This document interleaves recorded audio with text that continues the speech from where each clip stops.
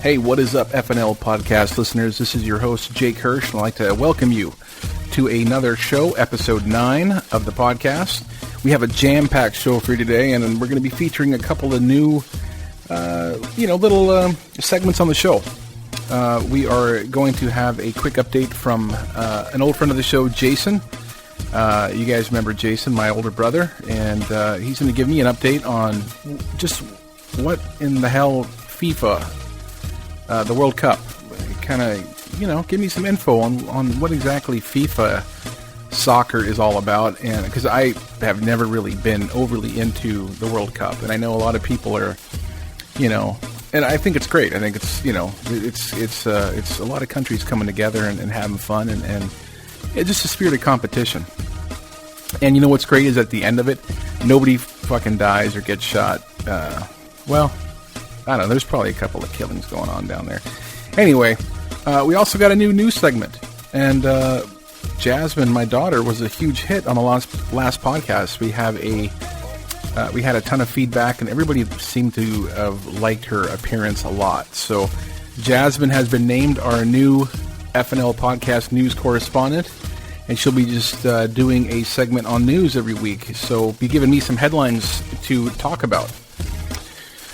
Okay, here we go for the show. So last week we had a great interview with David Nuzzy Nussbaum. I want to thank David for coming on the show. It was such a breath of fresh air to hear somebody who probably at one time was really hung up on making it big in Hollywood and just actually started enjoying the journey instead of making it about the destination. It was actually a really cool interview. And today's guest is kind of along those same lines himself, but what I found out about my guest today is just how grounded and personable and humble and funny he is. My guest today is a guy by the name of Eli Braden, and he's another, funny comedian, writer, musician, performer that lives out in Los Angeles who's making his way, and he's got some really brilliant writing credits, and of course you can hear him on the Howard Stern Show. His music and stuff, I'm sure you guys have already heard. Anyway, talking to Eli was great. He is, like I said, is such a down-to-earth guy, and just a really nice guy. The type of guy that I would love to talk to probably once a week, and just type of guy that you hear and you're just like, I could fucking hang out with that dude, man. He's a cool cat. I really enjoyed our conversation. And, so I think you guys are going to really enjoy the interview today. And visit the website, www.FridayNightLightsPodcast.com. I'm going to have all of Eli's links up on the site, and where you can go out and buy his material. The parody songs are like fucking gold, man. I'm telling you right now, some of the funniest shit ever. His website is jam-packed full of his resume and his writing credits and some examples of some of his work. And of course, follow him as well on Twitter if you want a good laugh on a daily basis. Anyway, so I'm really looking forward to dropping that interview for everybody to listen to. So you guys are going to really enjoy today's show. What else is going on? I was going to say we have some very exciting guests coming up in the next couple of weeks. I hope you guys are enjoying the shows. The guests is such a wide variety of people that in this show, when I started, it was about getting to know the people that I know. And of course, I'm going to bring on people that I don't know personally, but I find interesting. I have a circle of friends that are just very interesting, dynamic people, and to allow you a glimpse into their life is fun, and it can be insightful. And I think that you guys can really appreciate the diversity of the people that I know, and actually like it. So anyway, we've got some really cool guests coming up, and I'm going to try to start kicking out shows twice a week. I'm really on hyper overdrive right now of trying to kick out a couple of shows a week for you guys to keep you entertained. Are you not entertained? Are you not? Okay, I'm not going to do that shit. Anyway, what else is cracking? Yes, the website.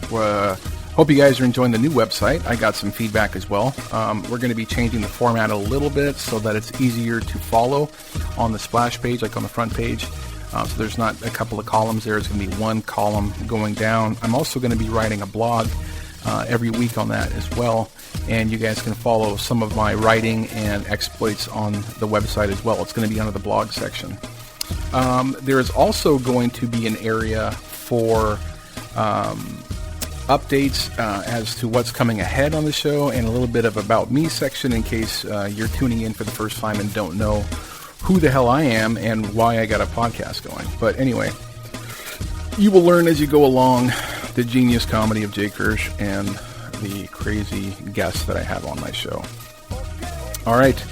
Well, without further ado, I'm going to get our first segment off the ground, and it's going to be Jason Hirsch, our FIFA World Soccer correspondent, and he's going to give me an update on Calgary. He's going to give me an update on soccer. He's just going to give me a good update period.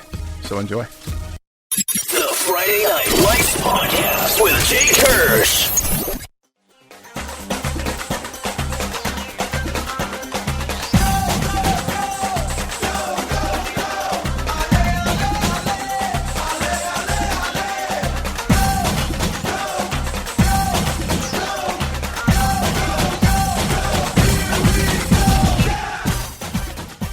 You watching FIFA World Cup or what? Oh, yeah. I have watched every single game, every minute, except for I didn't watch the second half of Costa Rica versus Uruguay, and I didn't watch Russia versus South Korea today. Really? And what is your what's your take on the FIFA World Cup so far? Who's your team first off? Well, I'm a fan of Spain, just because I like their style of play. Their tiki-taka, as they call it, They play a possession game. I really enjoy watching them. They've won the last World Cup, so they're the current world champions of football. And they also won the European Cup 2012 and 2008. So they've won like the last three big tournaments they've been in. So then you have a reason to be excited about it then. Well, they didn't look too good in round one, that's for sure. Round one, they took a shellacking, as they say. Did they? They got pounded by the Orange Dutch, the Netherlands people, Right. The Dutch folks, who looked phenomenal. It looked amazing. Spain just looked pathetic. So who's P-Dog's team? P-Dog, I think, is going for England. Is he? Yeah. Are there any teams that are out? No. It's still early enough in the tournament? Yeah, every team has 3 games guaranteed, right? There's groups of 4. There's 8 groups of 4, and each team plays the other team in each group. So you're guaranteed 3 games. The top 2 teams out of each group go on to the next round. Right. So, they've only had 1 game each, except for Brazil and Mexico played the second games today against each other. No shit. Which was an exciting game. Yeah, everyone thought Brazil was going to whoop them, but it was a 0-0 draw. Yeah. And no, it doesn't sound exciting. But the Mexican goalie played unbelievably. So you're pretty happy with their performance, or what? Yeah, I'm pretty happy with it. It was a good game, So what do they do? I thought they go to a sudden death overtime. No, that's only unless it's in the next round. Okay. So they're allowed to tie.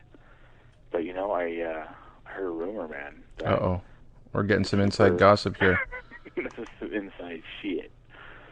This is stuff you don't read anywhere else because it's probably not true. But right. I heard the goalie for Mexico has a 6th finger on one of his hands. Shut the fuck up. Yeah, that's the hand that made the big save today. He's got a 6th finger? Yeah, apparently if you go back and watch the replay, you can see a 6th little finger sticking out like a six-fingered glove. Get the fuck out of here. That's what they said. You know, I didn't go back and watch it in slow-mo or anything, so, but, you know, that's word on the street, man. So if anyone's curious about that, they can Google it. What if I was wearing like those big white Mickey Mouse gloves to be the goalkeeper? I don't know. I think there's probably a regulation for those things, I imagine, you know. They wouldn't, or those big Hulk hands you buy at the fucking Disney store? Yeah. They wouldn't let me play, Probably not. Not like that. So let me ask you a question. Sure. You're a big fan of world football. Yeah. What's been your favorite game so far, the tourney? Well, yeah. My answer to that is you could probably tell I haven't watched any real soccer since the tournament started. I've been following mostly people complaining about it on Facebook. Yeah, I don't know why people are People so like give it a really bad rap. They're like, "Oh, it's just fucking pansies," and the actors and they're pussies. Yeah, that's true. I mean, that is part of it. But I don't like that either. But most of the time, 98% of the time, it's just exciting stuff to watch. Oh yeah, yeah. No, I find it exciting. I watched. Don't get me wrong. I watched some highlights of course, like Team USA against what did they play? Ghana yesterday. Yeah, that was an exciting game too. Yeah, kind of a nail biter, man. Hell yeah. Yeah. So I mean, sometimes I'll watch stuff like that I'm just like, oh man, that's pretty fucking cool. But I don't know. I haven't really gotten into it, and it's not for lack of something else. It's just I don't know. I'm telling you, next time there's a big game on and we're together, you're up here, I'll sit on my couch and I'll make sure you enjoy watching it. Do you like jump up and like, go? You do all that shit? No, but a lot of people do. I mean, do you guys do you go out to the bar and watch it? I've gone out to the bar a few times to watch it since in the 1 week that it's been here. Hasn't even been a week. No shit. I've gone to the bar 3 times, 4 times. It's a good excuse to go to the bar. Hell yeah. And I shouldn't be because I'm supposed to be losing weight. I'm getting married in a year, Yeah, how's that coming along? You excited or what? Yeah, it's going good, man. It's going good. We got most of the big stuff out of the way. Wow, man. Yeah. Unreal. So I heard, we're recording this, by the way? Yeah. You want to stop recording? No. Off the record? Okay. No, we can keep it on the record. Are you, so this is going to be part of the podcast, maybe, you're thinking? Yeah, I'm going to have you, I'm going to have my weekly check-in. I would love to have a round table once a week, but I think that the getting everybody together to do it would be probably pretty tough, man. Yeah, I don't know why it was not tough when you were here. You were the glue that held us all together. That held us all together. You're like you're like the sun, and we orbited around you. Well, all this Tex-Mex Mexican food down here, I am the sun down here, man. I've been packing on the LBs. Every city I go to, I'm like, oh, okay, this is a good chance for me to start over, reinvent myself, And then I go and I just fucking eat. So the boot camp thing's not going that great, what you're saying? I had a dishonorable discharge from the boot camp. I got my walk-in papers from the boot camp. They were like, sir. Yeah, exactly. You're actually AWOL right now. Yeah. The U.S. Army knows where you are.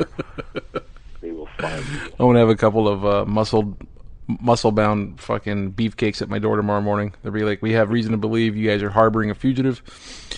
Jake Hirsch is upstairs eating. They just like kick open my door, and I'm just sitting in bed with a fucking cupcake and a ho-ho, and I'm like, what? I was coming back, fellas. I had to see my mom. She's sick. Yeah. Oh man, that's awesome. Yeah. So I'm a little AWOL right now, but no.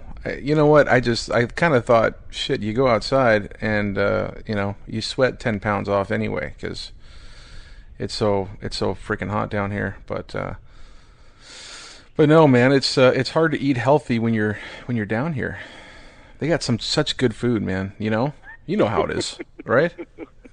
Yeah, I know. You're like, yeah, we've got McDonald's here too, motherfucker. Yeah, we have the same shit here that you guys got there. We really do.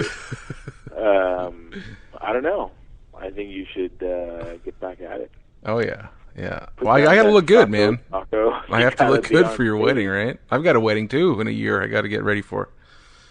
Oh yeah, who's getting married? Well, you are. I gotta, Oh, my wedding. Yeah. I'm gonna look like fucking Tommy Boy when I show up there in my tux. All fat with a little bow tie. They won't be able to fit me for the tux, man. No, I'm gonna have to take you to Thornton Melon's big and tall. Susie Plus. Yeah. Susie Sheriff Plus. What is it, L plus or something? Yeah. Yeah, no, I'm gonna do the big unveiling at your wedding, like what do you call it? Biggest Loser. The Biggest Loser. I'm gonna upstage your wedding like The Biggest Loser. They're like, you guys are gonna be up there. They're like, yeah, like on each side of the head table. There's gonna be like TV screens, and it's gonna show me on like a Lazy Susie, because I can't afford like a real live one on the stage. So it's just gonna be like a tabletop Lazy Susie with me in my underwear, and I'll have Jasmine spin me around slowly just in my underwear. So it's got all my love handles showing and everything. And everybody's gonna be like, 1 year ago today, Jake Hirsch weighed in at this incredible amount, and now, are you ready for the big unveiling? And everybody's fucking high-fiving, and you and Jessica are just sitting there going, what the fuck is your brother doing? We didn't prepare for this. Like, we didn't... I'll just use it to springboard my career as the Calgary's next top model. So what's going on over there, man? I heard there's some rain. Nenshi's texting. Everyone's tweeting shit. What's going on? I don't know. I didn't hear about the Nenshi stuff. Well, everybody's saying that it's going to flood again. Oh, really? Clearly. Well, you live in Ewok Village, so you have nothing to worry about there. Your house is built on stilts. Yeah, I live high above the water, man, so I am good where I'm at. Last year we were fine. I didn't even know any of that. You didn't even know the city was flooding last year, huh? I didn't. You know what? I went out the night it started flooding because my favorite band was playing, and I'm not letting the rain get to me. So I drove downtown. Meanwhile, people are getting displaced by the thousands. Yeah, I think that was the only show of that whole festival, that Flood Island Festival. Wow. And yeah, I braved it and ran into some old friends. It was cool. Yeah, that's when the flood started. I think it was 1 year ago tonight or something like that. Yeah, I think it's coming up on just about on the anniversary right now. But yeah, everybody's going nuts, man. They're saying that Lethbridge is under a big water watch and all this type of, big flood watch, and same with Calgary now. Holy crap! Yeah, I should look that up on the internet. Yeah, well, you got nothing to worry about, but. Well, then again, I didn't see you exactly Facebooking, hey, I've got room at my house, whoever wants to come and stay here either. Everybody else in the community was staying here. I don't want anyone staying here. No thanks. You're like Joel Osteen, you son of a bitch. Half Louisiana was underwater, and he's like, no, I'm going on tour for a book tour, so the church's going to be closed. Sorry.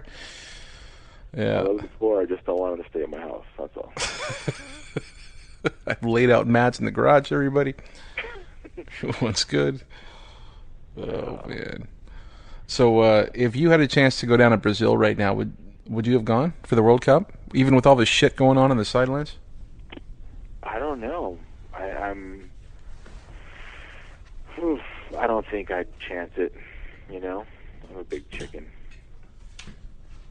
I don't even want to go to Mexico. I'm such a chicken shit. It sounds like it's pretty rough over there, though. Yeah, well, you know what? We have a friend on Facebook, and we'll call him out by name. He'd probably love to hear his name on a podcast. Uh-oh. Nuno. You know Nuno? Yeah, Nuno Betancourt from from Saskatchewan, from Manitoba or something. Isn't he from Manitoba? Or? Yeah, I think you're right. I think he is from Manitoba. Actually, I think I muted him on my Facebook because all he does is post pictures of beautiful women and cheer on Portugal. It's like, how fucking obnoxious is that? Well, that beautiful woman is his girlfriend. Oh, okay. Well, then I guess he has a right to post that stuff. Then he posts lots of pictures of her. She's a really pretty girl, and they look very happy. Congrats to him. Yeah. Anyway, he's down there. Oh, shit. Yeah, I just pulled up his Facebook. He is down there. Yeah, and the pictures look like he's having a great time, you know? Yeah. Holy Jesus. So, I don't know. He all the pictures, he looks like he was out in the hallway and the party just like invited him in really quick. Like he doesn't know anybody in the picture. Like everyone's hugging and everything, and he's just sitting off to the sideline looking like the nerd at the party. He's like, where's Waldo? He's the Nuno? Portuguese. Where's Waldo? Donde Nuno? Donde Nuno? Yeah, he's got a striped shirt on too. Yeah, with a port, so it all makes sense. He's got a red striped shirt on. They got whooped. They got their asses kicked by Germany. Yeah, there's nothing like emptying out the old savings account just to go fly down to a country to see you get your ass kicked. Just to see them get demolished. I just paid $4,000 to see my team get destroyed. If I was a Spain supporter, I'd be so pissed. Oh my god. Oh yeah. No, and there's one picture here where he's completely surrounded by Brazilian fans, and he's wearing a red shirt. I would imagine that's going to turn out kind of like like anytime anybody went to the Oakland Raiders game in an opposing team's jersey. Mm-hmm. And at first they're all taking pictures, everything's cool, and then like if the other team loses, they just completely swallow that person and beat the fuck out of them in the crowd. Totally. Yeah.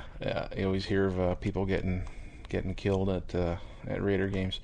But anyway, no. But would you have gone down there? I mean, just knowing.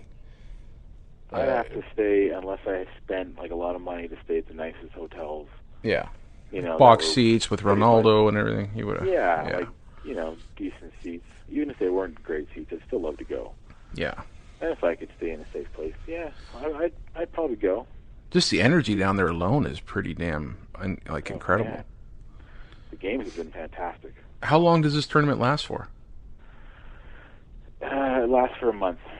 For a month? About 3 weeks solid of games every day, and then it kind of slows down. Or I think it's about 2.5 weeks of games every day, and then it's like a game every second day, and then it's, a game every third day, one game every third day kind of thing, till the final. No shit.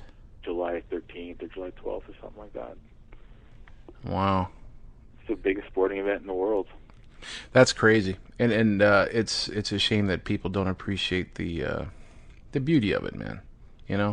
Yeah.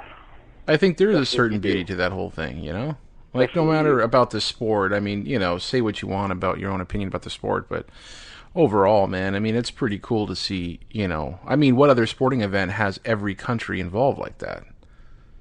There's not a lot. Yeah, I know. Olympics, maybe, but that's so political. Yeah, the Olympics. And then, the thing is, only 8 teams have won the World Cup in its entire history. 8 teams? Only 8 teams have won it, yeah. Like, is that how long the tournament has gone on for? 8 times? The tournament's been going since 1930. Well, then how the fuck did 8 teams only win it? 8 countries. Only 8 countries have won the Cup. Oh, okay. So, like, we're talking like countries have won it multiple times. Right. Oh, okay. Now I got you. I thought you meant like just... Yeah. It's a very elusive trophy. Not very many countries win it. Who do you think is going to take it this year? Oof. When I was going for Brazil. Well, not going for them, but I was pretty kind of like your favorite to win it? Yeah, I was pretty confident they were going to take it until I saw them play against Mexico today. I mean, Mexico's keeper was great, but Brazil didn't look amazing to me. And they didn't look amazing in their first game either. They looked better than Croatia, but they didn't look amazing. Yeah. Germany looked pretty awesome. Germany did. Looked pretty awesome, yeah. Yeah. Well, it speaks volumes that, Germany looked really good, and Michael Schumacher came out of a coma. So I don't know if that had anything to do with it. It was a good, really? Yeah. It's a really good day for Deutschland. Man, I'm not. Where? How come I'm not finding all this stuff out? I don't know. It was all over the news, though, man. Schumacher is out of a coma. I saw that they captured the guy that bombed the embassy in Benghazi. Well, everybody's coming out now and saying, isn't it convenient? And I'm sure Barack Obama iced this guy until he needed a card, a wild card to kind of bring in and to show everybody that, you know what I mean? Like, he's kind of like saving him to kind of trump out there in front of the cameras whenever he needed kind of an ace in the hole. Oh, so that this guy has been in jail in a box for the last 2 weeks? Yeah. He's just waiting for the right time? Yeah, apparently. Oh, what a bullshit. It's crazy, man. Just like the amount of conspiracy theories that are out there and shit, and people are just, yeah. It breaks my heart, man. People are fucking crazy. And the lengths that they go to conspire all this crazy concoctions and all this bullshit. I did watch the town hall thing today with Hillary Clinton, and I'm pretty impressed, man. Oh yeah? Do you like Hillary? I'm okay with her. I mean, who would you rather see in 2016? Anthony Weiner? I'd rather have a... Did you see what he tweeted the other day? Come on. No, I'm serious. He favorited or something like that, or he favorited some like inappropriate tweet, some sexual inappropriate tweet, and everybody was like, "What are you, like?" And so I tweeted him. I was just like, "Dude, just get off fucking Twitter. It's a bad idea for you. Just get off Twitter altogether. This is becoming ridiculous." Yeah, he favorited something. I forgot what it was. So you think he hasn't heard that advice from his wife? Yeah, you think you telling him? I'm surprised his wife is. Yeah. Oh yeah. Here it is. Here it is. Maybe he's right. Maybe I should get off Twitter. Here's the headline. Here, this is beautiful. You're gonna laugh at this one. It says, yeah, you'd think former Representative Anthony Weiner would try to avoid anything with the word sexting like the plague. After all, it was a sexting scandal that pushed him out of office in 2011. But recently, Weiner found himself trying to explain why he would favorite a tweet that claimed Tinder will now be the ultimate sex machine. It was a tweet by former Slate staffer Matt Iglesias, who is now Vox's executive editor, and included a link to a piece about a new photo feature in the dating app. And, yeah.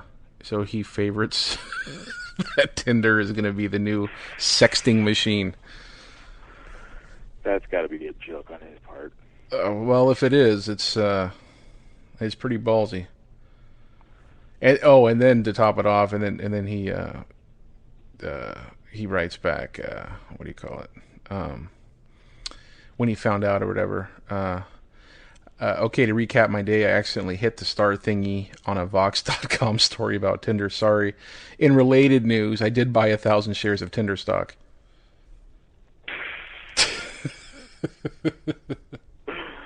Oh, my God. Yeah. Well, good for him. Well, he can't. Yeah, he can't. Yeah. Total Jew, though, huh? Just got to throw in a little bit of stand-up comedy at the end there. Hey, I like how you're throwing around that you're a Jew. You like that? Podcast. Yeah. Well, it's gotten me in quite a few doors in Hollywood, so I'm sticking with it. Well, I've noticed, man. You're playing your Jew card. If you don't play the Jew card, doors will close. It's a tough business, man. Jesus. It's a I tough told business. my lawyer I was Jewish. Maybe you would have given me a discount. I'm telling you right now, man. I'd never use a Jew card as much as I have since trying to interview big Hollywood types. And, yeah, it's working, man. Got a big interview lined up tomorrow morning. And anything you want to ask Dave Hill? Dave Hill. Jeez, I don't know. I wouldn't know what to ask him. You know, the guy is just such a multifaceted genius, man. It makes me sick. It's unbelievable. He's got his hat in so many arenas, man, and he's got so much on the go. So I'm glad that he decided to take some time and come on the show, man. But he's got some of the funniest stories I've ever heard, man. Well, I heard him on Feldman's podcast. Right. And he was freaking hilarious. And his band is fantastic. They're really good. I really like them. Which band is it? The Valley Lodge? Valley Lodge. Yeah. I keep thinking they're called Valley Forge for some reason. Yeah. I was looking for Valley Forge on iTunes the other day. I was in the fridge. I thought it was called Hidden Valley Ranch for my wings. Oh, your love affair with ranch dressing is still going.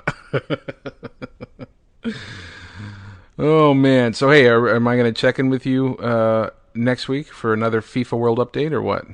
Yeah, absolutely. And this time we'll see if Calgary's underwater. I pray to God you guys are going to be fine up there. Well, I know you are, but the rest of the city might be snorkeling by this time next week. Are you going to check in with P-Dog too? Yeah. Yeah. Well, he said he's got a couple of weeks booked up here, so I think next week is his first free week. Well, he should be able to take a phone call for 20 minutes. Yeah. You know? Oh, yeah. Come on, P-Dog.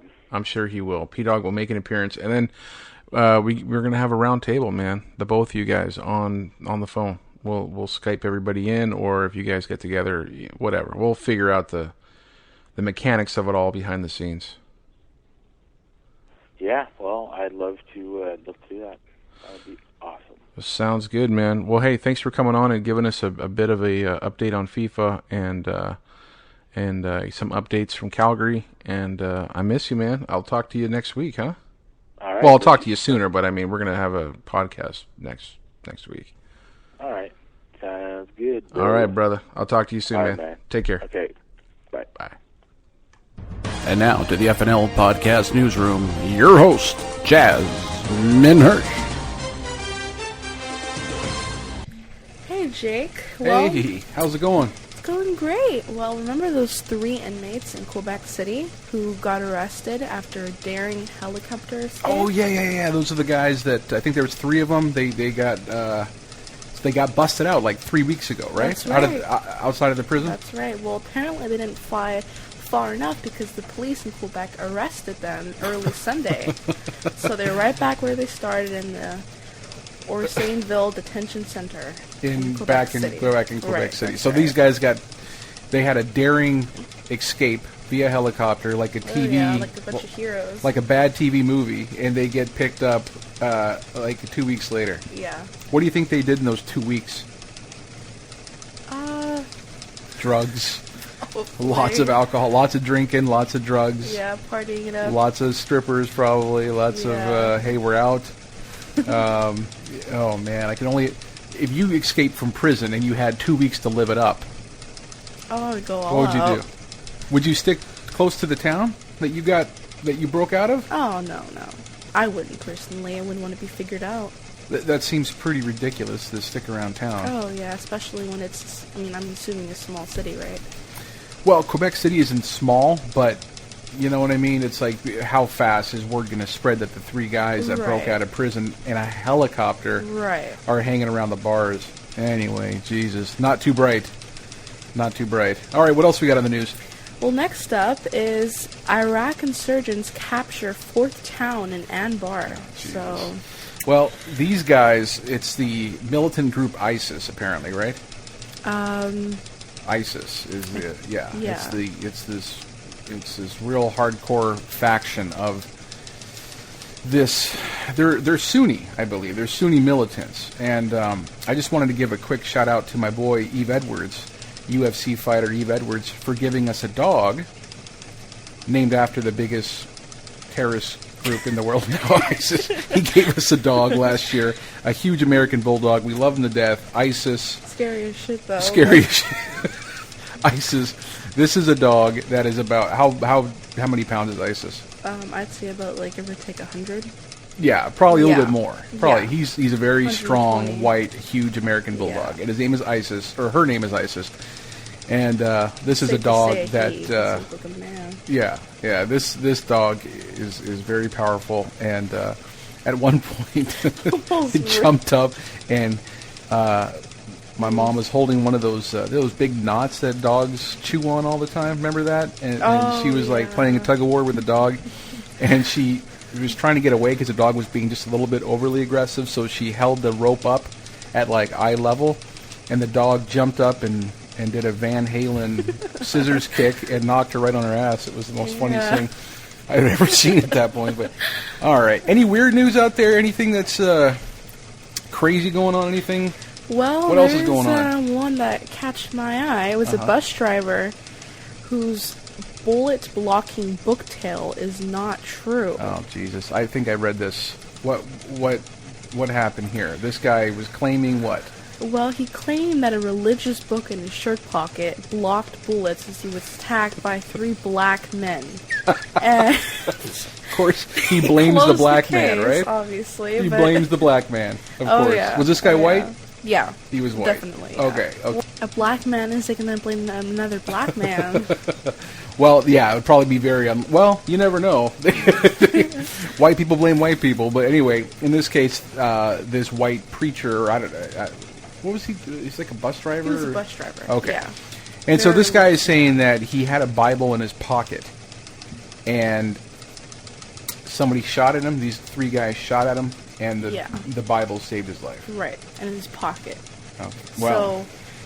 supposedly they must have aimed directly at his pocket because the rest of his body didn't get injured, so... Unbelievable. Well, you know what? It's not unbelievable because the black man has been getting blamed for shit since the beginning of time, okay? Seriously. What was that story? It was years ago. This is one that comes to mind right now, but there was a story about a lady named Susan Smith, I think her name was. Anyway, she was involved in a relationship with this guy, and she had, I think, 3 kids.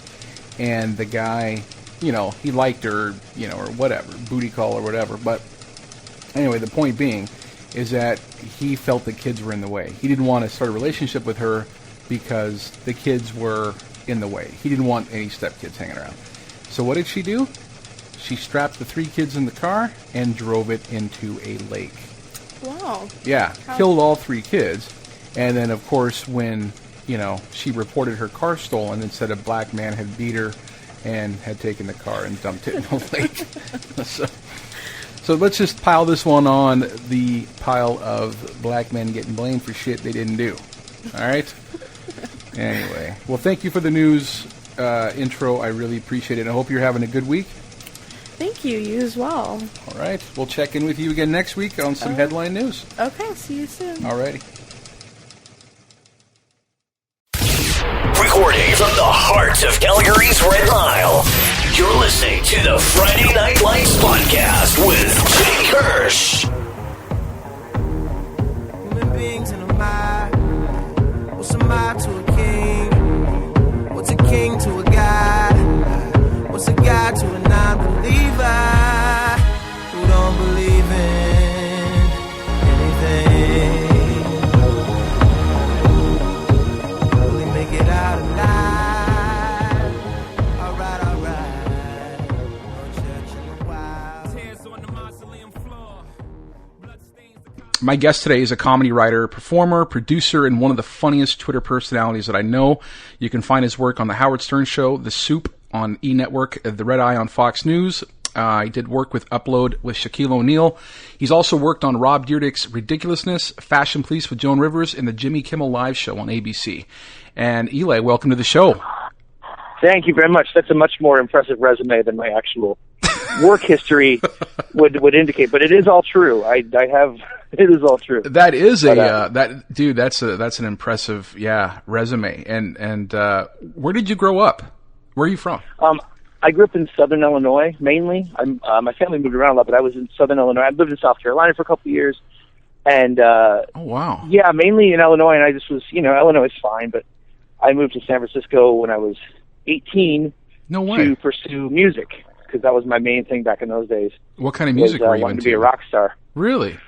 Yeah, rock and roll. I mean, I guess you call it rock and roll. I don't know what the kids are calling these days, but just really, just rock music. Just, this was like early 90s, and, you know, there was a lot of music going on then, and I basically, long story short, a friend, I had a band back in Illinois that was not super successful, but we were kind of known on the local circuit, and we ended up opening a string of shows for this band called The Call, who were kind of a bigger band at that time. They had a few hits, and basically the main dude from The Call was looking to start moving out of performing and moving into production and, you know, working with other artists.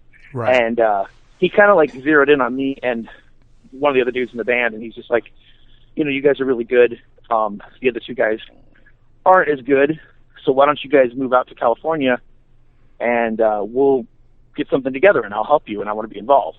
And, wow. you know, so it was a kind of a crazy thing at that age, you know, to be involved in and have this kind of offer, but it was kind of like a, you know, you can't refuse it. It was like too good of a deal. I mean, and what ended up happening was the two of us moved out to the San Francisco area where he lived, and we, you know, we wrote songs together, we recorded demos.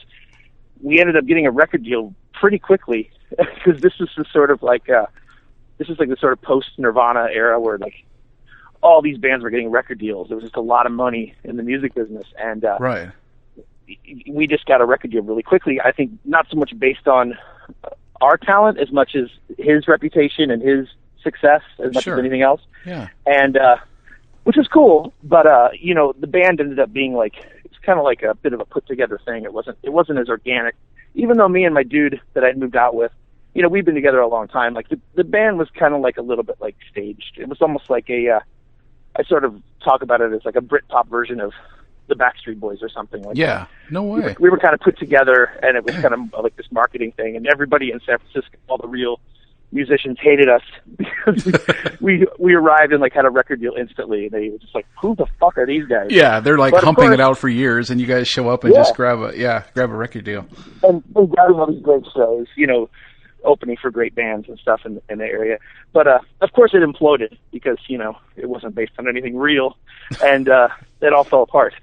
Wow. Well, I grew that up. Kind of got me out here to California, and got me started in that business. Well, that's so interesting because like San Francisco is, and people I think just automatically assume that LA is the epicenter for, you know, for all things like music and and I mean it is a really popular spot, but the Bay Area's got an incredible music scene, man. Like I grew up I was born in San Francisco, but my older brother, and my older brother, like we lived in the East Bay. I mean, we lived out more like towards the Danville area, all that place. Yeah, but that's where we were. Actually, we were in Lafayette. Was where no way. Yeah. I went to school in Lafayette. So, I mean, like, on the weekends, like, I remember my older brother, I was probably way too young. I remember I would, like, skateboard over there, but he would go into, like, Berkeley and, like, the Maximum Rock and Roll, like, Warehouse and like, all those, like, I mean, back then, the bands were, you know, just coming up. I mean, but it was a huge alternative scene there, too. I mean, they had, you know, Green Day, and they had, like, Operation Ivy and Crimp Shrine and all these, like hardcore bands, but yeah, there's an incredible music scene in the Bay Area. Period. Like there really was. Yeah. I don't know if there still is. I don't really know what music scenes are anymore, but you know, there was a scene then. I mean, we moved there just, it was more out of proximity to this guy, and he had an in at one of the studios there. But I was totally into the romantic notions of San Francisco. You know, I was a big into like '60s music, and like you know, I really wasn't into any of the specific San Francisco bands that much. There was I'm not really like a Deadhead or anything like that, but there was just something about the whole hippie movement that held an appeal to me, you know, at that point. Cool. And, but yeah, I mean, now San Francisco's changed so much. Yeah. You know, after that fell apart, I started another band, and this was more of a real deal. Like it was like people that actually got together and organically and played and wrote songs and didn't have like, you know, a bunch of record company bullshit involved. And I had a bit of a string of luck. We ended up getting a deal as well. It wasn't like a full on record deal, but it was basically a deal through Warner Brothers where they financed us to record an album with like a big time producer, and we recorded an album that we thought was great, and we thought, okay, now this time this is the one that's gonna strike. This is the one that's gonna catch. And then, you know, basically the record label was just like, we don't hear a single, we're not going to put this out. No way. And at that point, I was just like, oh man, this is really getting this is too much. But I don't know. I really fancied myself quite the artiste. Yeah. And I wasn't willing to change, man. So you weren't going to sell out. I wasn't going to sell out. And now I'm like, dude, where do I sign? And my soul. Like, I will sell my fucking brother for that record deal. Oh, I'll man. do anything. I'll do it for anything. I don't even need a record deal. I'll do it for anything. But I ended up moving to LA about 7 years ago, I guess, mainly to pursue, basically saying, okay, I'm not going to try to get a record deal. I just want to be able to work doing music, writing. Because songwriting, I think, was my big strength. Yeah. And there's a lot of bands, there's a lot of talented musicians, but I think, being able to write a song it's a little bit less of an easy thing to do. Yeah. And that's kind of what I was sort of like rested my reputation on, of like, okay, well, I'll be able to make it because I can just write songs. And so I came down to LA and like, things were good, but like I immediately just sort of got swayed into doing comedy, like basically comedy music initially, because a friend of mine in Zach Selwyn, who's like a TV host and comedian and musician as well. He's really talented. He's actually on a really good show right now called America's Secret Slang on the H2 network. I'll give him a plug because I don't have anything to plug. Awesome, man. But, yeah. But he was just like, we should do some comedy songs. So we did a couple comedy songs, and they kind of like, we did music videos for them, and they kind of blew up online, more so than anything I'd done in serious music before. Right. It just had like a viral quality to it. This is funny, passing it around. And that kind of seduced me, and I just slowly started moving from serious music into comedy music, and then eventually like, well, not a lot of ways to make money doing comedy music, so I better learn to write comedy as well. So right, and that's where the whole writing thing came in. What's that? So that's kind of where all the writing stuff came in then. Yeah, and I started later than a lot of people, and I think I'm still not at a point where I'm, I can't write a great scripted sitcom, or I can't churn it out easily, but I'm getting there. Mm-hmm. Slowly but surely. Yeah, no, absolutely. And I'm going to touch on that in a bit, because I did have a chance to read one of your specs, and wow, man, it cool. was, yeah, dude, I was like on the floor laughing, man. But really? Oh yeah, dude. What? The Workaholics spec you did? Oh, well, thank you very much. Dude, that was money, man. Yeah, and it's so funny because like if you're a fan of a show, and I digress here for a second, but if you're like a fan of a TV show, and if you know the characters, and when you read a spec, you can actually like picture that happening with those people, as opposed to like, if you just go in there and you're cold and you don't know, the character build up or the history of the show, or the, type of escapades that the characters get into, historically, you I'm sure you would have a very different idea of, whether or not, oh man, this is hilarious, or, but if I'm a fan of that show. And so to see, like all those guys, Adam DeMamp and Durs and all those guys do those things, man, you're just like, holy shit, that's brilliant, man. Yeah, it was huge. I'm a huge fan of that show too. I honestly think it's a funny show on TV right now. And honestly, that makes it a lot easier to write when it's something you love. But it's also, in full disclosure, like it actually is compared to most shows, it's a little easier to write for, because, a lot of stories, a lot of sitcoms scripts are a lot more structured. Not to get too like down the rabbit hole of technical shit, but like, they usually there's like the main story, an A story, and there's also like a B story going on, and then there's a C story. Right. The Workaholics is basically just an excuse. The plots are just excuses for those three guys to be brilliantly hilarious, and they're like really linear. It just follows the three of them on some stupid fucking adventure. It's just so great. But it makes it easy to write, because you can just plug in funny scenarios and funny things for them to say, and as long as it kind of makes sense, it works. Yeah. No, totally, man. Totally. No, that. I'm glad you like that. I appreciate that. Yeah. I just finished that recently, and I've been trying to get some feedback on it. Oh man, yeah, it was great. It was absolutely dynamite. So take me back to, high school. Once you finished high school and stuff like that. I mean, were you always like the class clown? Were you always the funny guy? Were you always doing things here and there? Like when did you learn? Like when did you start picking up instruments and stuff like that? Well, I mean, I guess I was a bit of a class clown, but like I never really thought about doing anything in comedy. I was just more of a music guy. I just loved music. It's like the Beatles was like the first thing for me, like just getting super into the Beatles when I was really young. And then the first time I really got into a band while they were somewhat contemporary, although I got into them just as they were breaking up, was the Smiths. And like Oh, the yeah. Smiths just kind of like changed my life. Like I mean, and I still love him. I mean, Morrissey's such a hilarious person to make fun of now because he's such a freak. But didn't you tweet I something mean, about his tour cancellation the other day? Yeah, I fucking laughed. It's like I think I'm more into his older tour cancellation. Dude, that was so this funny. is like the fifth time he's canceled a tour in the last several years. It's ridiculous at this guy at this point. It's almost like a giant prank. His whole existence. But he's great at what he does, and he's such an enigmatic figure, you know. But when I was like 14, 13 years old, it was like life changing. Oh yeah, you know? Like, yeah. I mean, he was the shit, like man. Everything. Yeah, Morrissey and the Smiths. And I mean, all that. Like, I mean, for me, I think it was The Cure. I think it was like just they're great too. Life. Yeah. Like I just thought, man, like them and New Order and all that type of stuff. So, are those your roots as far as your musical? I mean, aside from the comedy part, I mean, were those your influences growing up? People like Morrissey and kind of that new wave movement back then? Yeah, I mean, a lot of 60s music, a lot of new wave music. You know, I mean, I got really into I mean, I was sort of past the age of being I was a little older by then, but like Oasis, right, and Blur, and like all those Britpop bands I loved. And at the same time, I mean, I loved American rock too, grunge. I mean, I was really into everything, just whatever was going on, plus going deeper. Right. And lots of 60s stuff too. I mean, you know, the Velvet Underground's one of my favorite bands ever. I know they're kind of like a band that everybody says, "Oh, I love the Velvet Underground." I just truly think they're so great. And, yeah.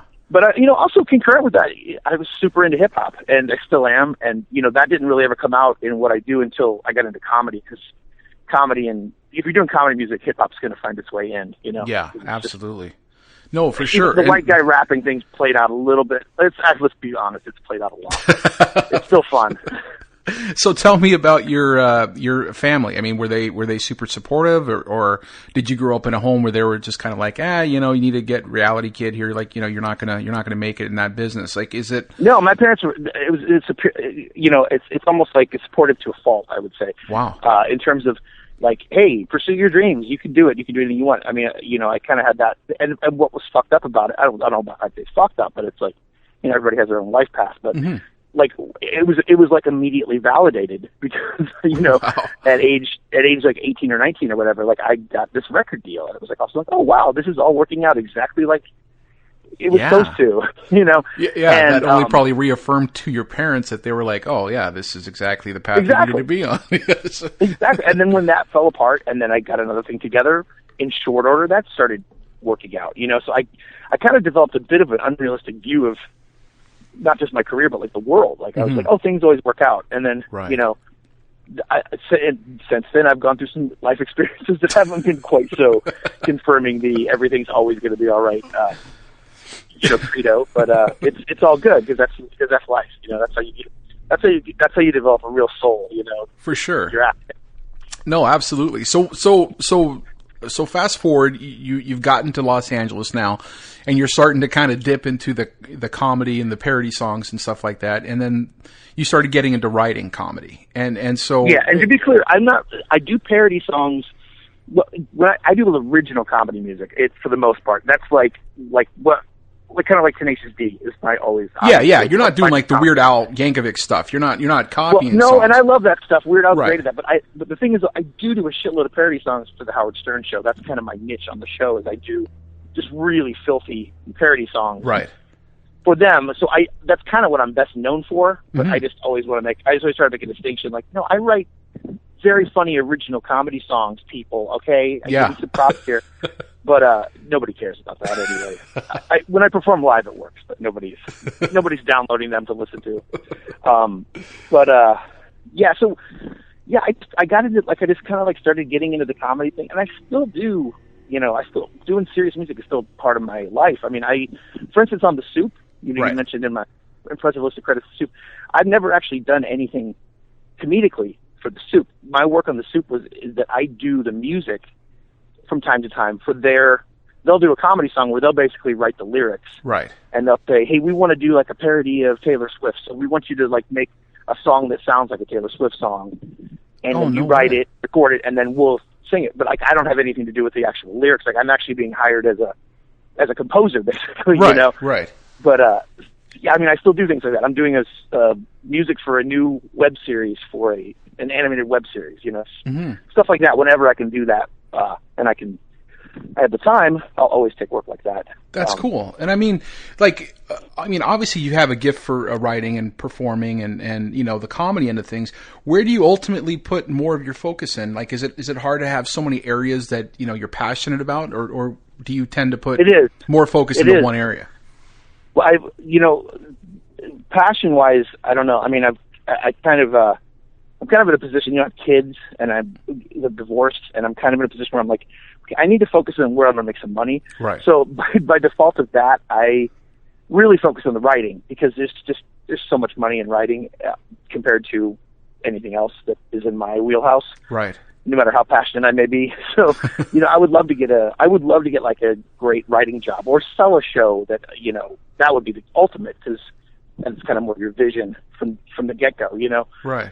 So that's kind of what I'm working on, developing some show ideas and just trying to get staffed on a show, writing.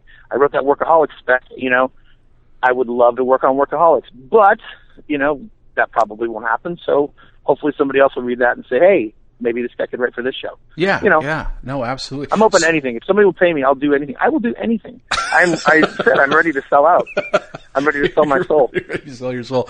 So like for people that don't, because obviously I have a ton of listeners up in Canada. It's like a lot of people are so far removed from the Hollywood life and what LA is all about and stuff like that. I mean, there's obviously a lot of inner workings for studios and stuff like that. When you get to LA and you're writing and you're doing those things, how do you get your foot in that door? Is it a matter of who you know, or is it a matter of you just keep sending stuff out to studios and just hoping that they're going to pick up on it?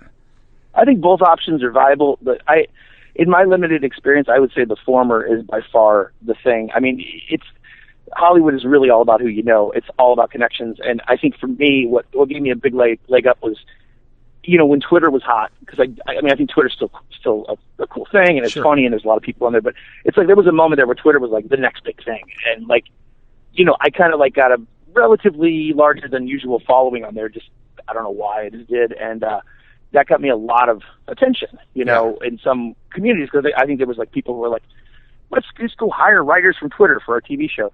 Right. I think that happened a few times where people were getting jobs based on their Twitter, and then they would get into a writer's room, and the people running the show would be like, wait a minute, this person has no fucking idea what they're doing. Why are we hiring them again? Oh, right, because they're on Twitter. Maybe we'll just go back and hire the guy who's been doing it 20 years and knows what the hell he's doing. I think that was a common thing. But I mean, that really kind of helped me as far as getting to know people, but you gotta, I mean, it makes sense. People are going to want to work with, if you're going to be in a room with somebody 12 hours a day, you're going to want to know who they are. You're going to know if you're able to get along with them. Sure. You're going to be more likely to hire somebody that you know really, really well, who does a good enough job than if you get some writing packet from someone who just brilliant writing, but for all you know, they could be some kind of psycho. I think people take that into consideration when they hire. Oh yeah. That said, I mean, I'm sure there are people who write a script and then it gets passed around and they become the hot commodity, but that hasn't happened to me yet. How hard is it to be, I guess, on a day-to-day basis? I mean, for myself, I've messed around with writing here and there, but I mean, the discipline that goes into it, where you're sitting down, I mean, some people have to allot themselves. I asked this question to Alex Sulkin, and he said that everybody's kind of got their own process, and how do you find your best work comes up? Because I know your Twitter, there's times when you're tweeting, it's just bam, bam, bam, bam, bam, and it's just funny shit back to back, and I'm like, how does this guy come up that quick with it? Is it observational stuff, or is it stuff you sit down and you're just like, man, I'm going to dedicate a couple hours each day to just writing? Well, for Twitter, it's just Twitter's so easy because the tweet's 140 characters, so it's just you have an idea. Yeah, and usually if you notice, I'll tweet, all my tweets will happen within an hour, and right. That's usually when I'm at the gym or taking a walk or something, when I'll just start having ideas. Right. And it's just I'm not on there all the time the way I used to be, because it's just I'm kind of over it, but it's still really fun, and I love to be able to reach out and put a joke out there and see if people like it. But I mean, I think with writing, I wasn't a guy who, I think a lot of people start writing much younger than I did. I do definitely have a disciplined structure about it, because it's not like, it's not something I want to do. It's not like, oh, I can't wait to sit down at the computer and spend the next 4 hours working on something. But I just find that it really does help. The more, like with anything, the more you do it, the better you're going to get. But man, with writing, it's like, you just got to make yourself do it. And sometimes if I'm working on something, like if I'm trying to write a script or something, I'm at a wall, they say, right. Writer's block, Sure. I think sometimes just sitting there for 45 minutes, just trying to think it out and not letting yourself leave, like all of a sudden it'll hit me. Like, oh, this is how I'll do that, Right. And, you also just got to be willing to just accept it. Like, so much of what you write's going to be shit. You can't be precious about it. You just got to say, hey, this is not good enough, but hey, writing it helped me get to a place where it is good enough. Right. So, I don't know if my wisdom on this topic is going to be quite as extensive as Emmy winner Alex Sulkin. Well, no, but I think the parallel there is that everybody's kind of got their own way of doing things, and I mean, I can look at someone like Alex Sulkin and just like, or any number of people on Twitter. Like, I follow quite a bit of like writers and stuff like that. And you're somebody that I picked up on. I think it was, forgot who it was that got me onto you, but there's a lot of people out there that I look at and I'm just like, holy shit, man, these guys are funny, like legitimately funny people that could, hey, there's a lot of, don't get me wrong, I'm sure there's a lot of, Hollywood A-lister people out there that's got the money to back projects and to get involved in things. But there's like a lot of people, there's like, Dan Ewan and Stephen Amiri, I think his name is. Yeah. Oh man, like there was just some like, when I saw your stuff, I was like, man, this guy is like legitimately funny. And well, thank you. Yeah. And I mean, and that's the thing though. It's like, that's what kind of piques my interest, is that, you don't have to have a Family Guy show attached to your background to be legitimately funny. Like, I think you can, you've got a lot to offer, and that's what I really wanted to interview you for, is that I just think that you're, huge, like up and coming, man, like rising star for sure. Oh, well, thank you. Well, the truth is, if you're like, people, a lot of times people be like, man, you're so much funnier on Twitter than so-and-so. And it's like, yeah, that's because they're like super successful and they're not that busy all fucking day doing things that people are paying attention to and making money. They're not really going to waste a joke on Twitter, Yeah, that's yeah. They're actually making $1 million or $1 million projects every day. I'm sorry. Yeah. They are using their creativity for an ends other than keeping you entertained for free. More power to them. Now you also do performing in comedy clubs, right? I do, yeah. And again, it's just one of those things where I have a background in performance for music, and so it's a bit of an easy fit. Mm-hmm. It comes naturally. But like doing comedy is completely, like, just learning the rhythms of it takes a while, because you're really just going for laughs. Like, right. And, so many times, like after I do a show, people come up and be like, "Oh wow, you have such a great voice." I'm like, "Thanks," but I'm really more interested in making you laugh than. Right. Yeah. Not to be snotty about it at all. It's just that's kind of like I'm trying to make people laugh, and No, for sure. And that's fun. That's that challenge. Is like that, getting that fix of laughs. I find that in some ways more satisfying than like playing serious music, right? Quote unquote. Yeah. Do you integrate a lot of stand up with music? I mainly do. The main thing I do is I have like original songs that I wrote, and right. Some of them work really well live, and I kind of will tend to perform those. And I'll work stand up in. I'm trying to work more stand up in. I would like to be able to be like somebody who can I would like to be able to get up on stage without a guitar and do stand up, even though I'm not trying to do that. I would just like to be able to. Yeah. So I'm kind of working on a little bit of a stand up set, but we'll see. I mean, I don't know, man. It's one of those things where again, I'm doing so many things already, and there's so many other people who have been doing it for their whole lives and are so good at it. It's like, why would do I really want to bite off another thing? But you kind of got to in this town, man. You gotta be trying everything. You gotta hustle, and then yeah. see what catches. Cool thing about performing in this town, like the audiences can be a little flat, and you never make any money, but understandably so. There's like, famous comedians are doing like open mics here just to work out their material. Right. But the cool thing is you just never know who you might be performing for. I think a lot of people have kind of got discovered in this town. Just be like, somebody's in a club and it's like, that guy's great. He'd be perfect for this thing I'm working on, you know? So you just got to get out there. Yeah. Let them know absolutely. you exist. Yeah. What's it like hitting those clubs up? Like, is it, I mean, I know sometimes you hear interviews with people and they're just like, oh man, it's cutthroat in the back and comics are, you know, such a hard bunch to kind of get along with and stuff like that. Is it as bad as what people say?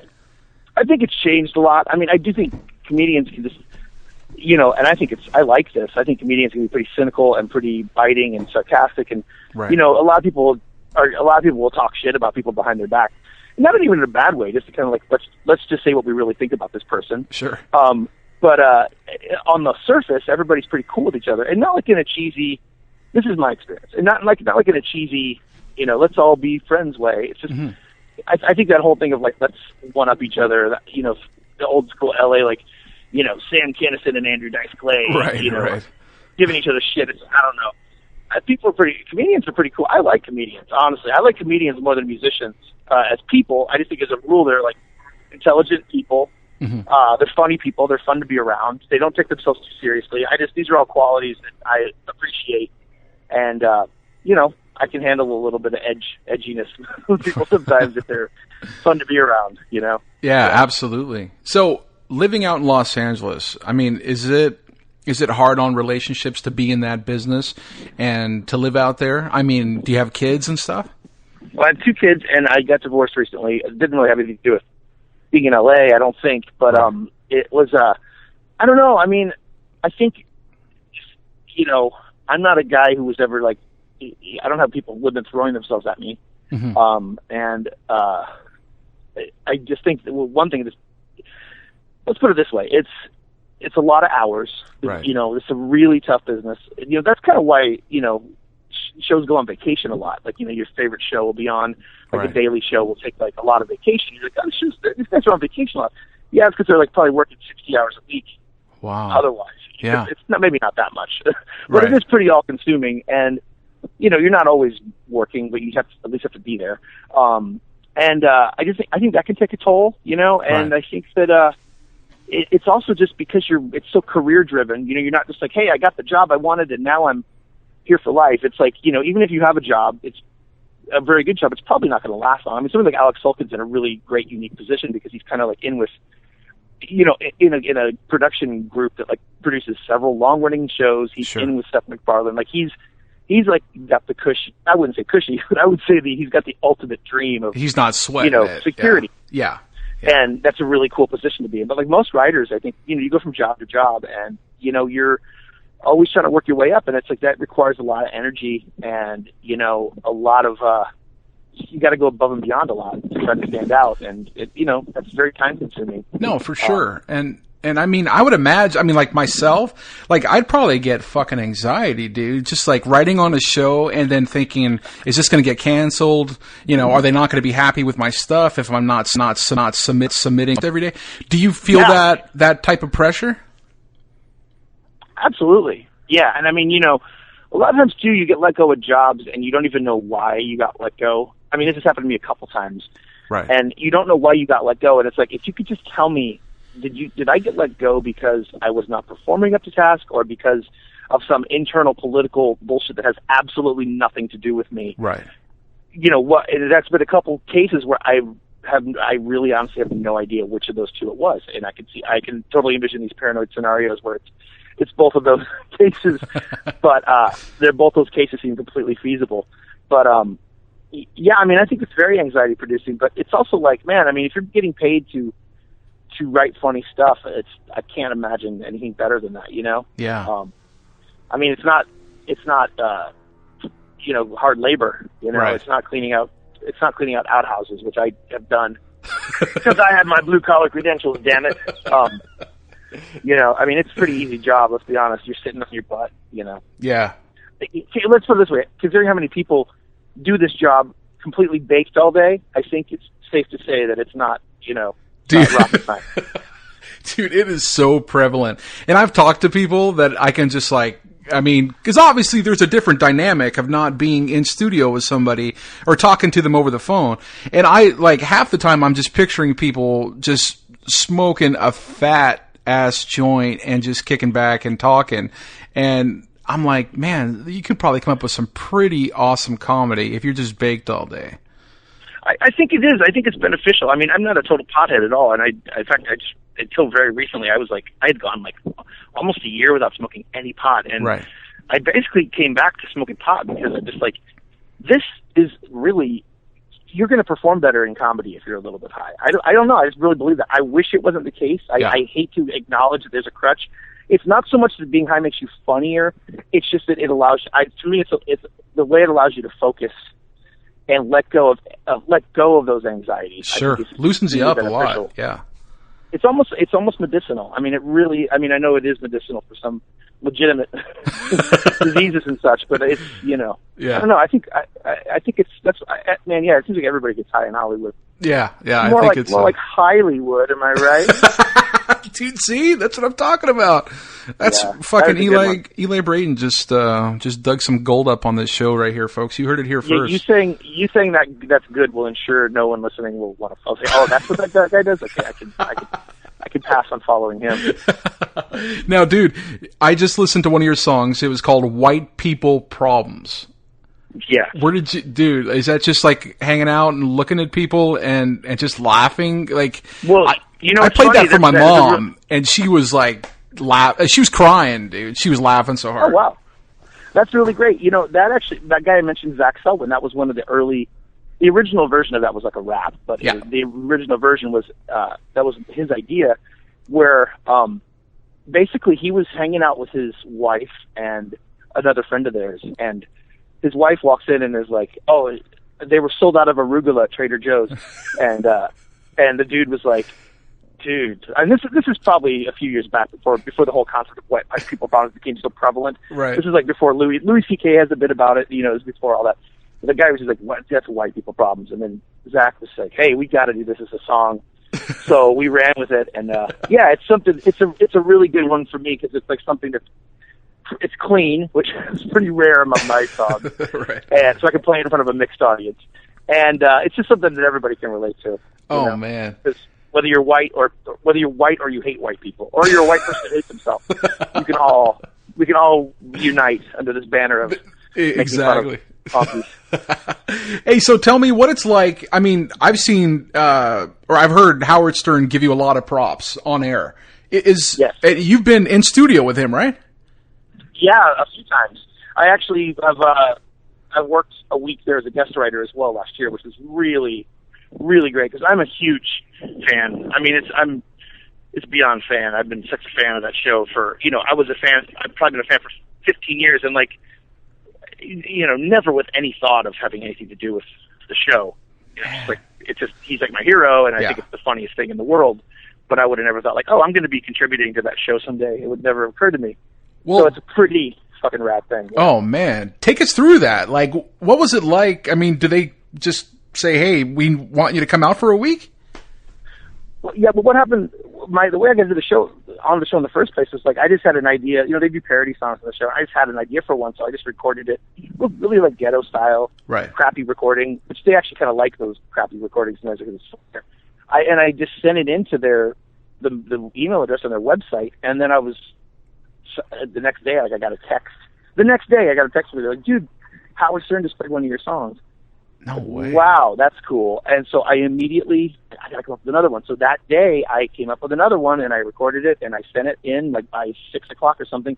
Sure enough, the next morning, he played that one, and I was like, "This is really cool." So I just started doing it a lot for a while, and I think I wasn't working at that time, or I wasn't working much, so I kind of like established myself on the show early on by just doing a ton of them, right away. And it's very cool. And they were just, I'd contributed some other stuff to the show, and they were just kind of like, I think they're just trying to bring in some new blood, like just, hey, let's kind of bring in other people for a week or so, see what happens. Sure. If it was feasible for me to move to New York, I would probably pursue working on that show really heavily. Right. Because it's kind of my dream job in some ways, but I just logistically, like moving to New York, I don't want to do it. Oh man, yeah, I've heard horror stories. If I didn't have kids, it would be different. But. Yeah, for sure. So hey, I wish they'd move here for me. They moved to LA. We can talk Stern to coming out. Yeah. So where can people find you? I know you've got a website, and obviously I follow you on Twitter. We'll put all the Twitter links up and stuff like that on the site. But you've got some tour dates coming up, right? Or some not tour dates, but comedy club dates. Yeah, well, my Twitter is at Eli Braden. I mean, anytime I'm performing, like, I'll usually put it up that night, or right.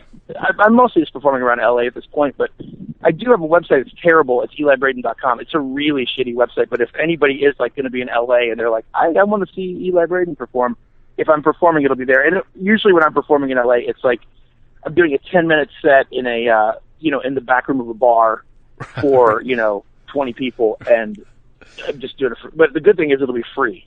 Yeah, there you go. Yeah, I mean that's what most of comedy in LA is. I'll perform at the Improv once in a while, but like when you perform at the Improv or a comedy club, a lot of times you're performing for tourists, people who live there. That's right. But there's a lot of places to play if you're just wanting to get up in front of people who are just like, hey, let's go see some comedy, that's fun. That's a lot of fun. But yeah, and another thing is if anybody wants to. If you go to gumroad.com/Eli Braden, I have this deal where I basically have everything I've ever recorded comedically, including like 200 plus of the songs I've done for the Stern Show. Yeah. For only $5. Oh, and it's that's like a hell of a deal, man. You just like download these big old folders, and it's funny, man. I got a lot of funny stuff. I mean, obviously I'm a little biased, but sure. It's only $5. I mean, come on, right? Dude. Yeah, that's a bargain, man. Are you kidding me? $5 is great. No, and I will. It's a legitimate site too. Some people go to Gumroad and they're like, "What the hell is this?" But it's the PayPal of this business model of like charging people to download files. It's legitimate. It's going to take a few years for them to have that same trust, but yeah, no, absolutely. And anybody that goes on your website also can check out that folder that you have, or the content package, where they can check out some of your writing too. Yeah, on right on my webpage, elibraden.com, I got a little link to this like writing packet. It's just a few things, just a little sample that I kind of have it up there in the hopes that if anybody's like wants to check out my stuff, they'll go there, because I'm trying to get work. So for sure, that's the basic I'm pushing. But yeah, I mean, if you're interested in reading, if you like Workaholics, read this script and tell me if you think this could be on the show. Absolutely, and maybe it will be on season 5. Fingers there you crossed. Go. Absolutely. Well, hey, all the best, man, in writing, and I would love to have you back again if you're down. We'll see. Of course, I'll do it anytime. Hey, man, who doesn't love talking about themselves? Oh yeah, absolutely. Well, and for all the people out there, like I said, follow Eli Braden on Twitter. Get the word out there. There's a ton of comedy clubs, I'm sure, up in Canada that would absolutely love to have you come up and play some songs and do some sets up there, man. It would be great. I would love to come up. I actually came up. I don't want to extend it too much, but when I first moved to LA, through crazy coincidence, I met Mike Smith, aka Bubbles, from Trailer Park No Boys. way. And he was dating a mutual friend at the time. They were actually engaged. They were going to get married. It all crashed and burned. But long story short, I became friends with Mike, and he actually flew me and a bunch of other people. This is still when I was still had a foot in serious music. Yeah. He flew me and my band and another friend's band up to what the fuck town is he in? That little tiny town. What is it, like Nova Scotia, way the hell over there or something? It's in Nova Scotia, exactly. Yeah.